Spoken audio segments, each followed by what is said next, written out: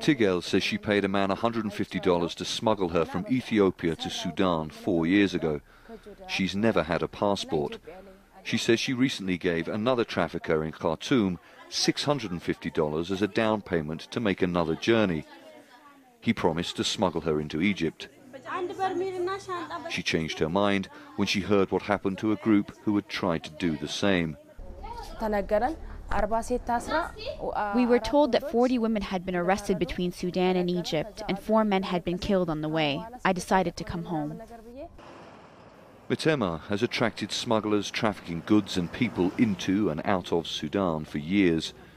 Thousands of refugees fleeing violence in neighbouring countries like Eritrea and Somalia, and migrants from across Africa have crossed this border, all of them desperate for a better life. I have worked in Sudan before. I am going back there because it's better than here.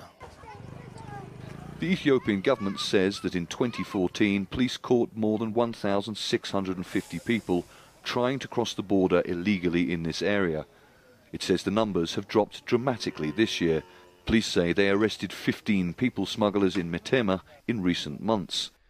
This path, so we're told, is used by people trying to illegally cross from Ethiopia into Sudan. And if you look a little bit further down, literally just a couple of 100 yards down, just beyond that electricity pylon, is the border with Sudan. Now, we've seen a couple of armed police in the surrounding fields. They won't allow us to film them.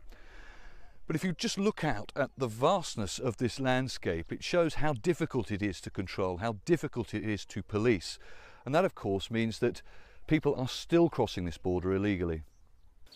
There are no fences along Ethiopia's more than 750-kilometre border with Sudan. Around 20 million people live under the UN poverty line of $1.25 a day in Ethiopia.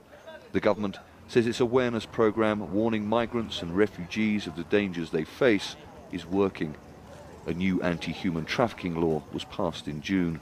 This plan is based on 4 core activities. First, awareness creation through prevention.